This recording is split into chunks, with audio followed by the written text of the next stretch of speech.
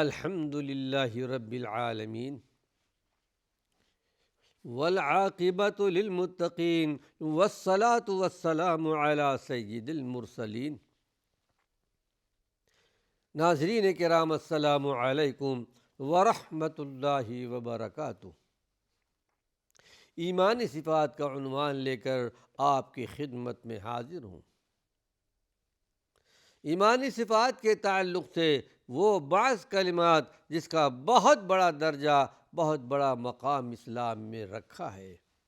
حسبنا اللہ و نعم الوکیل بھی ایک کلمہ ہے قرآن حکیم کا۔ یہ کلمہ اللہ کے نزدیک بڑا پسندیدہ ہے۔ اللہ کی ذات میرے لیے کافی ہے۔ جو بندہ مومن اللہ رب العالمین کی ذات کو، اللہ کی مدد کو اپنے لیے کافی سمجھتا ہو،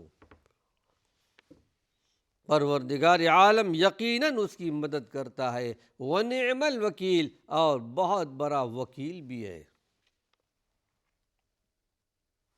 وکیل کارساز، جیسے ہمارے یہاں ہمارے آپ کے دور میں زمین کا جھگڑا ہو، گھر کا جھگڑا ہو یا کسی چیز کا، کورٹ میں داخل کرتے ہیں اپنا مقدمہ، وکیل رکھتے ہیں۔ وکیل کیا کرتا ہے؟ جج کے سامنے بحث کرتا ہے کہ جس کا کیس لے کر کے میں کھڑا ہوا ہوں وہ بالکل صحیح آدمی ہے اور صحیح کیس ہے۔ وکالت کرتا ہے، اور پھر اللہ رب العالمین جس کا وکیل بن جائے، اس سے بڑا وکیل کون ہو سکتا ہے؟ اور پھر یہی کہ نہیں کہ وہ اللہ کی ذات وکیل ہے، وَنِعْمَ الْوَكِيلُ، بہت اچھا وکیل ہے، کارساز ہے، کاموں کا بنانے والا ہے۔ قرآن حکیم کی تلاوت میں بار بار آپ کو یہ آیت ملے گی، وَكَفَى بِاللَّهِ وَكِيلًا، وکالت کے لیے، وکیل کے لیے اللہ کی ذات کافی ہے۔ جس کی اللہ وکالت کر لے، اللہ سے بڑھ کر کون ہو سکتا ہے؟ وَكَفَى بِاللَّهِ حَسِيبًا، وَكَفَى بِاللَّهِ وَكِيلًا۔ شدید رنج و غم ہو، مصیبت ہو، آزمائش کا دور ہو، امتحان کا دور ہو، اگر کوئی یہ کلمہ پڑھ لیتا ہے حسبنا اللہ و نعم الوکیل، تو پروردگار عالم اس کے رنج غم کو دور کر دیتا ہے، جب اللہ پر توکل کر لیتا ہو۔ آئیے حدیث سنیے، یہ روایت بخاری شریف کی ہے۔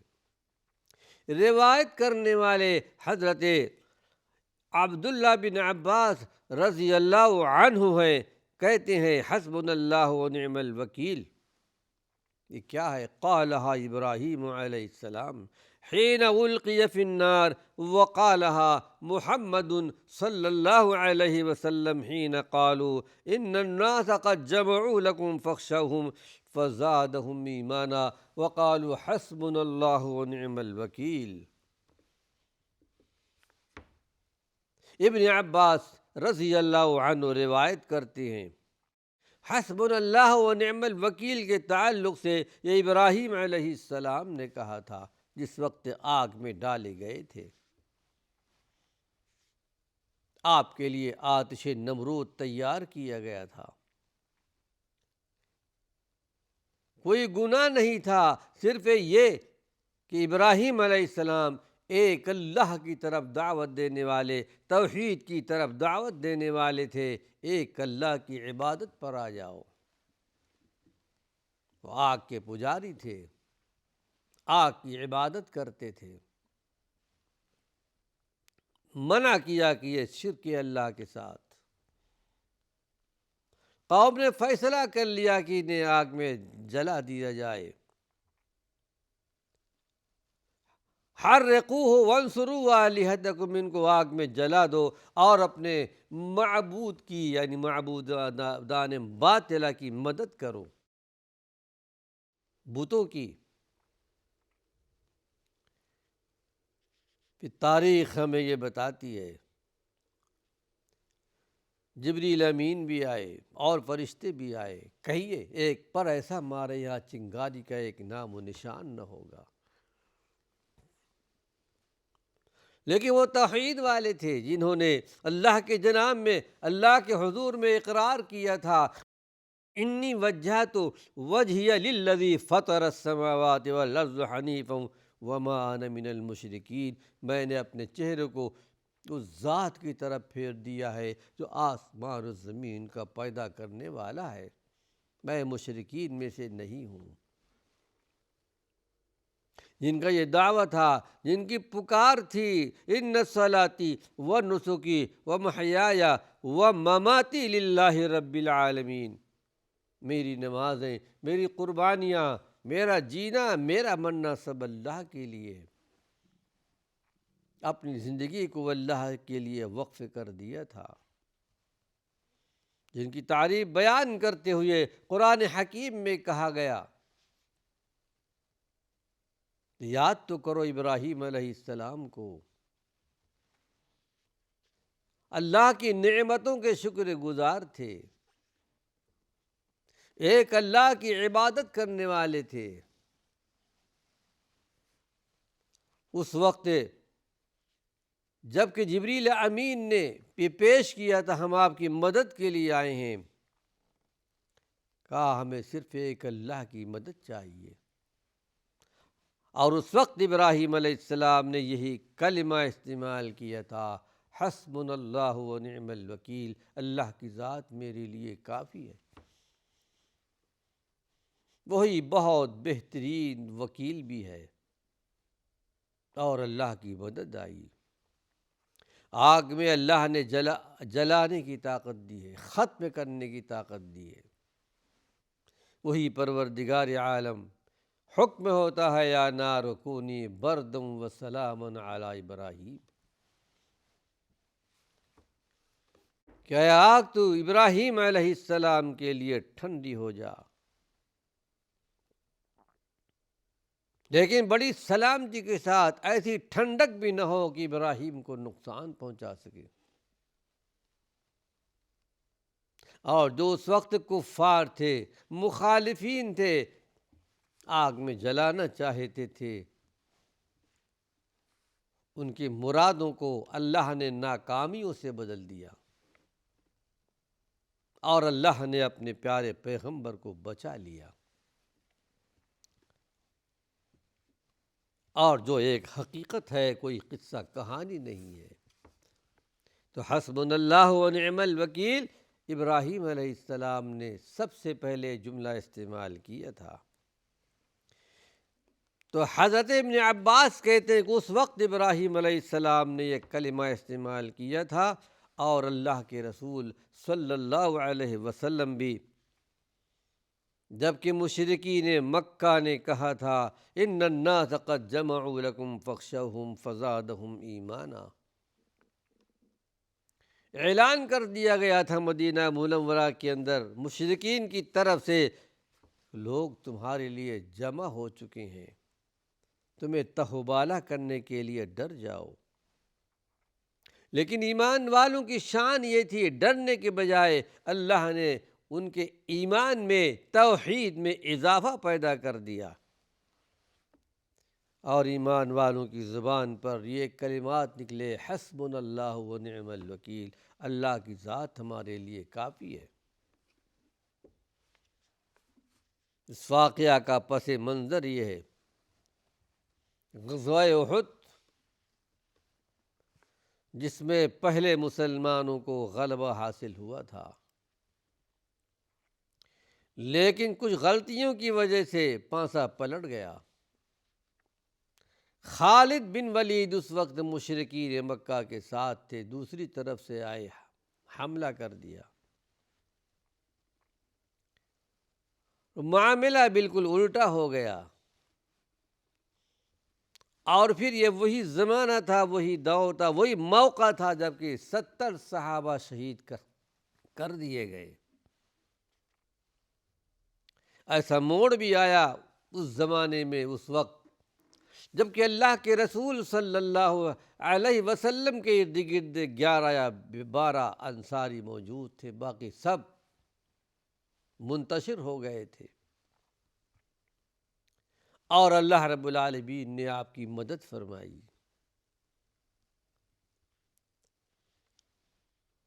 اس وقت کا دور جب کہ غزوہ احد کا واقعہ ختم ہو چکا، ابو سفیان بھی اس زمانے میں اسلام نہیں لائے تھے، احد پہاڑ کے اوپر چڑھ کر اعلان کیا تھا اعلو حبل اعلو حبل، سمجھتے تھے کہ ہماری کامیابی ہو گئی۔ اس وقت اللہ کے رسول صلی اللہ علیہ وسلم نے کہا جواب دو، اللہ اعلی واجل، اللہ اعلی واجل، اللہ بہت بڑا ہے، وہ عزت و جلال والا ہے۔ تو کفار مشرکین مکہ سمجھتے تھے کہ ہماری کامیابی ہو گئی ہے، لیکن بہرحال ایمان والوں کو اللہ نے فتح نصیب فرمایا۔ لیکن اس کا پس منظر آپ کے سامنے بیان کر رہا ہوں۔ جب کفار مکہ، مشرکین مکہ مکۃ المکرمہ پہنچ گئے تو انہوں نے یہ کہلوا بھیجا مدینہ منورہ والوں کو کہ آئندہ سال ہم بدر میں پھر جمع ہوں گے اور تم پر حملہ آور ہوں گے۔ لیکن اس سال مکۃ المکرمہ کے اندر قحط سالی پیدا ہو گئی، مکہ سے نکل نہیں سکے مشرکین مکہ۔ ابو سفیان جو اس وقت تک اسلام نہیں لائے تھے، اسلام قبول نہیں کیا تھا، جنگ سے بچنے کے لیے ایک تدبیر، خفیہ تدبیر چلی کہ اپنے ایک آدمی کو مدینہ منورہ بھیجا اور جا کر کے مدینہ منورہ میں یہ بات پھیلا دو کہ مکۃ المکرمہ کے اندر ابو سفیان کی معیت میں ایک بہت بڑا لشکر تیار کر دیا گیا ہے جو مدینہ منورہ کی اینٹ سے اینٹ بجا دے گا۔ یعنی ابو سفیان کا مقصد یہ تھا کہ ایمان والوں کے دلوں کو کمزور کر دیا جائے، ان کے اندر خوف طاری ہو جائے، ان کو سست کر دیا جائے، اور پھر اللہ کے رسول صلی اللہ علیہ وسلم نے جب یہ سنا، اس وقت اللہ رب العالمین کے پیارے پیغمبر نے ایمان والوں کو حکم دیا کہ ہم کو بدر چلنا ہے۔ یہ تو افواہ اڑائی گئی تھی